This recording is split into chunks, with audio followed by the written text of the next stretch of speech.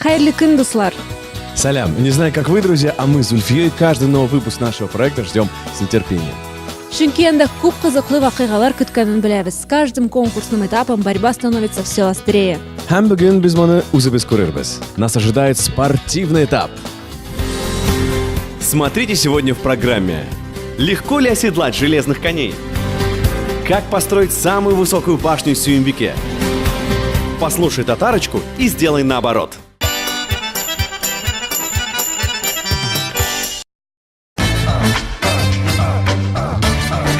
Спортивный этап проекта пройдет в центре отдыха Боярской станицы. Вот только на отдых наши участники до вечера могут не рассчитывать. Увы, но погода оказалась не такой гостеприимной, как хозяева. Лето опять выдалось снежным. Что может согреть в плохую погоду и поднять настроение? Конечно, танец. Участники конкурсов Тотар Кызы и Тотар Егете давно это усвоили.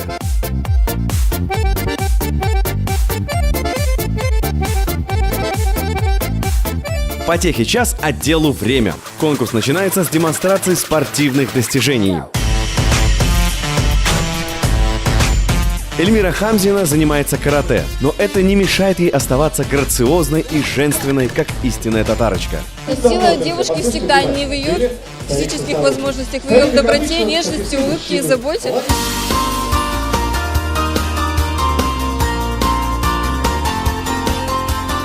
С ней соглашается Дина Абдуллина. С детства спорт играл в ее жизни особую роль. Много времени и сил она посвятила занятиям художественной гимнастикой.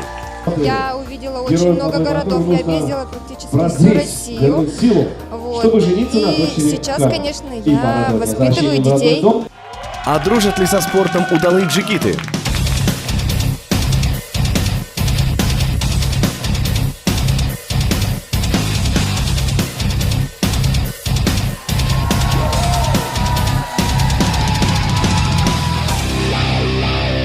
Трехкратный чемпион мира, двухкратный чемпион Европы, трехкратный обладатель Кубка мира, девятикратный чемпион России, вот недавно 9-й раз выиграл. Ну и самое, конечно, главное, чемпион мира среди профессионалов. Меня вот пояса даже попросили сюда привезти, пояса здесь. Ильназ Сайфуллин – сильнейший кикбоксер планеты, звезда с мировым именем. Но что же его привело на наш конкурс? Неужели спортивной славы ему недостаточно? Я татарин, и хотелось бы знать больше о своих корнях, о своих традициях татарских. Вот с этой целью и заявился в конкурс. А между тем, знания национальных традиций и культуры сегодня будут важны не менее, чем спортивная подготовка. Участникам конкурса предстоит найти клад царевны Гаушаркат. В роли мудрой и коварной красавицы Залия Ахтямова, победительницы конкурса «Татарочка-2014». А я, его дочь, царица, провидица Гульшаркат, подскажу вам, как это можно будет сделать. Гаушаркат – это не героиня сказок, а реальная историческая личность, дочь хана Мухаммед Амина, жившего в 15 веке. Говорят, именно она предсказала неизбежное падение Казанского ханства и завещала своим потомкам хранить язык, культуру и мудрость народа – главные достояния татар. Готовы ли потомки выполнить ее завет? Узнаем совсем скоро.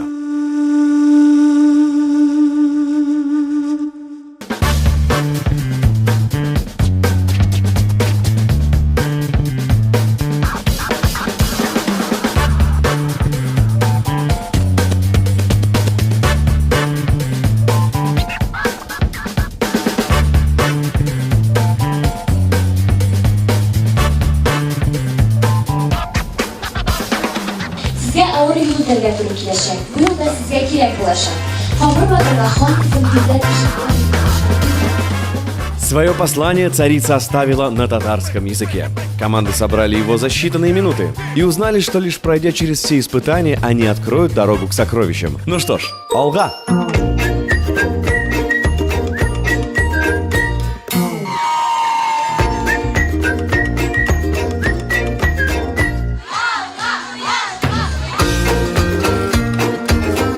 Задание первое – построить высокую и прочную башню царицы Сюембике. Почти такую же, что украшает Казанский Кремль. Как только они справились с этой задачей, узнали о следующей. На вершине башни должны оказаться брусочки с пословицами на татарском языке.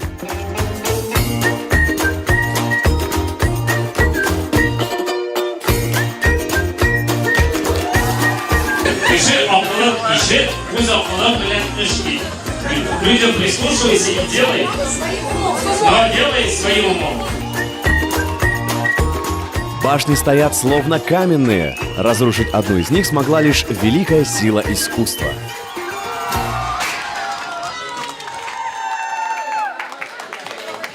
Сүйінбике манарасынан біз ниндейдір илһам алып, ниндейдір міне шу манарасына түсте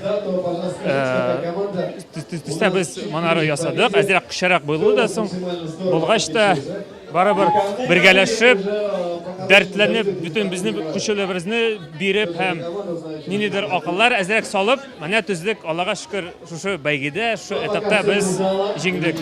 Следующее задание – притянуть на свою сторону удачу.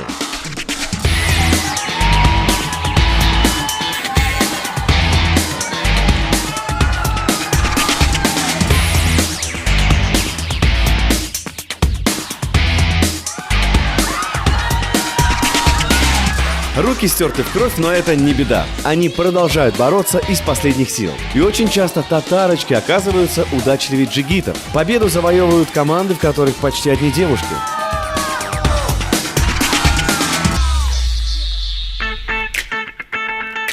А теперь они разбиваются на пары и вместе проходят лабиринт темноты и страха. Джигиты ничего не видят, а лишь следуют командам.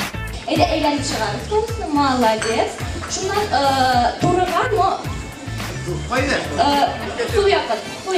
Оказалось, не все так просто. Не заблудятся ли наши участники в лабиринте страха, узнаем через пару минут. Мы продолжим рассказ о спортивном этапе конкурса «Татар Кызы» сразу после рекламы.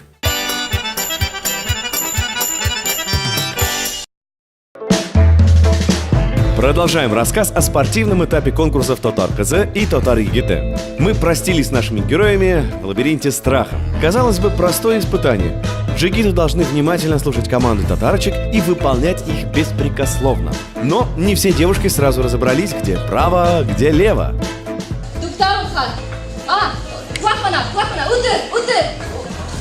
Тебе нужно представить себя в роли этого молодого человека, на котором месте ты должна оказаться, чтобы им командовать.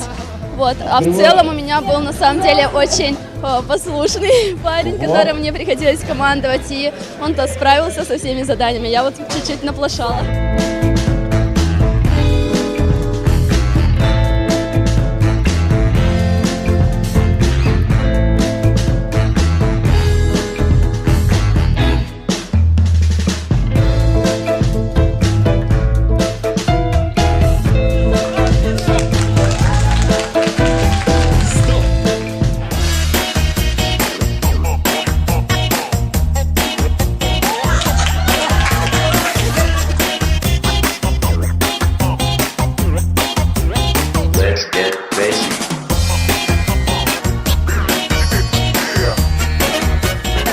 Самое сложное было, когда Дамир поднимал. Я думала, сейчас уронит.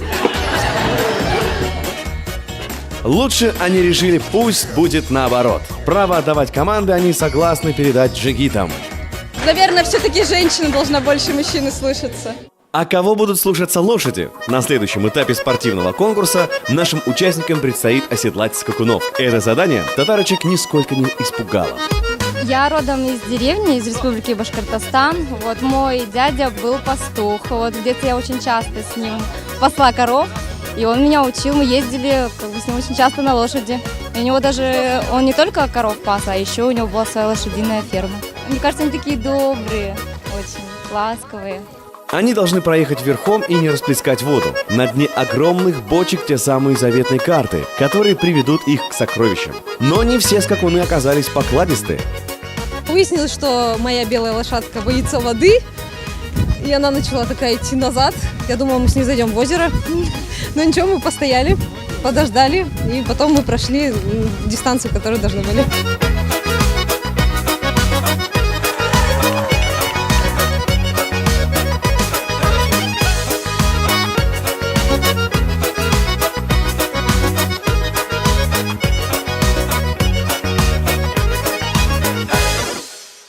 У джигитов задание будет сложнее. Поворот на 360 градусов, не слезая с седла. Бәләкәй чакта атларда йөргән, авылларда, әтинең туган авылында атлар бар иде. Шунда әтинең бер туган абыйсы тора, аңарда атлар булган иде. И болельщики, и организаторы не на шутку испугались. Для Айнура Ахметова это испытание могло бы закончиться плачевно, но он проявил характер настоящего батыра и все-таки выполнил задание.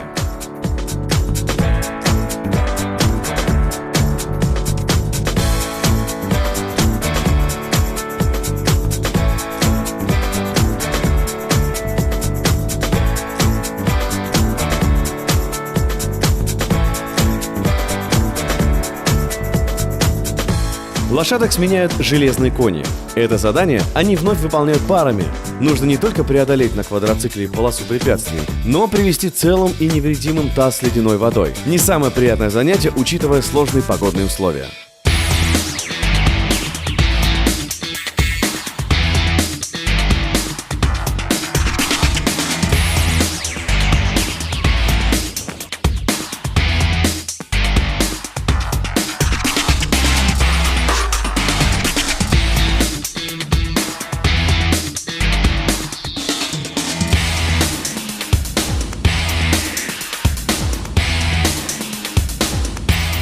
Сзади девочка ехала, так паниковала сильно и громко.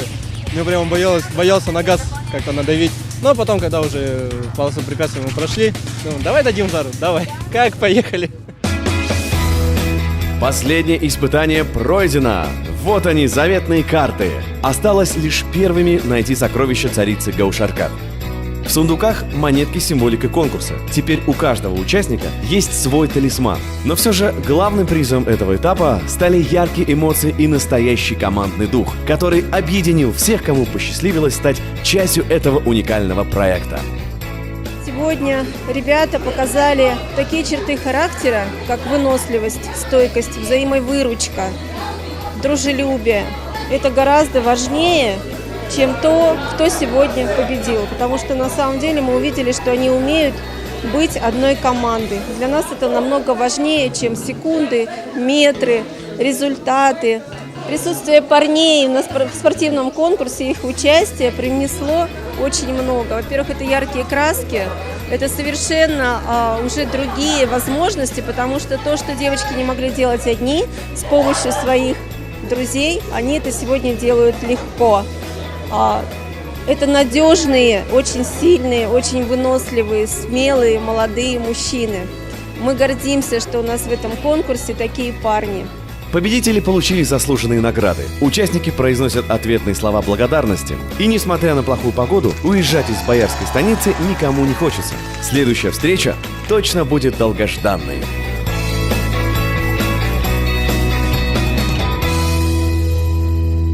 Жизнь нашего уникального проекта не ограничивается только участием в конкурсах. Күп кызыклы вакыйгалар кадр артында кала.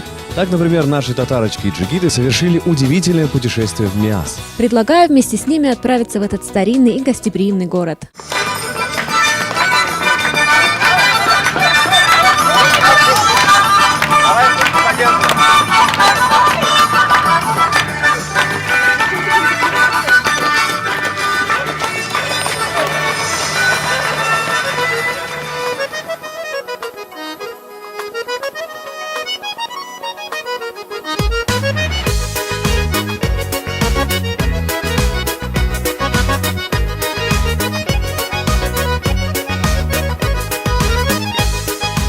С первых минут пребывания в Миасе их окружила атмосфера истории и татарской культуры.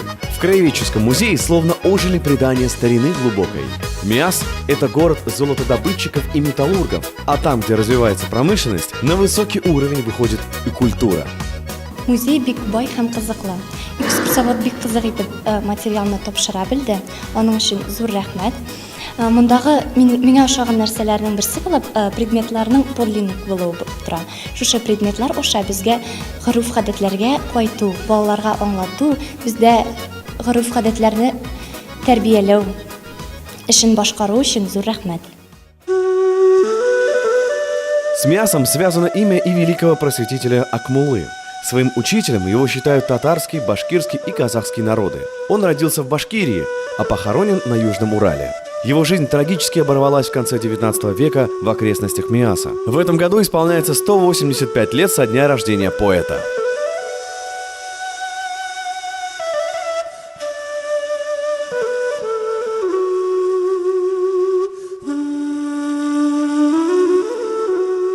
Мифтахетдин Акмулла үш халыкның татар, башкорт, казах халыкларының уртак шагыйре.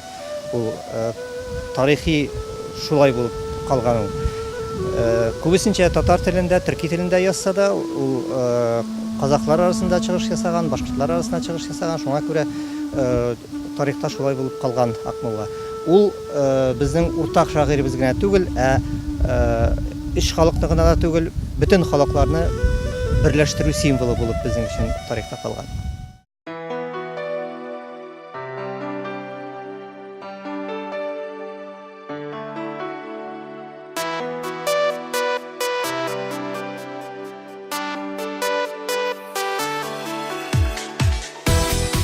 Этот старинный минарет – жемчужина исламской архитектуры. Когда-то здесь была мечеть, а в советские годы построили школу. Разрушить минарет так и не смогли. Теперь это делает время. Biz turgan мәчетебез, манарабыз төзелгән 1891 елны, һәм дә бу вакыйгаларда безнең мусульманнар места көчле булганнар, һәм дә зур эшләр башкарганнар, ятимнәрне дә караганнар, һәм дә мәдрәсәсе дә булган. Салахетдин Баширов дигән кеше имам булып эшләгән, хезмәт иткән бу мәчетләребездә. Һәм дә бу мәчетнең манарасы бигрәк тә уникаль. Бинасы агачтан булса да, бинасы инде пожарлардан соң инде янып беткән, әмма менә манарасы бар, һәм дә шушы манараны без алдагы көннәрдә, алдагы елларда нияткә салдык, восстанавливать итеп, матурлап, безнең балаларыбыз, оныкларыбыз күрсен, горурлансын, һәм дә башка милләт кешеләре дә күреп, безнең тарихыбызны белсеннәр, онытмасыннар дип, шундый ниятләр салдык. Мусульманская община Миаса мечтает о том, что памятник архитектуры однажды будет восстановлен. Это станет лучшим свидетельством уважения к традициям и наследию предков. На сегодня это все. Напомню, что все выпуски доступны на сайте проекта. Там же открыто и интернет-голосование. Вы сами сможете выбрать того, кто достоин победы. Ведь финал уже не за горами. Кстати, именно в горы мы отправимся в следующий раз. Безне яңа мавыктыргыч сәяхәт көтә. Исән сау булыгыз. Яңа ачышларга хәтлем. Сау булыгыз, дуслар. Смотрите в следующем выпуске. Время разбрасывать и время собирать камни. Деревенский этап проекта проходит в селе Кунашак. Благие дела в священный месяц Рамадан. Новая традиция конкурса. Об этом и многом другом в новом выпуске нашей программы на канале ОТВ.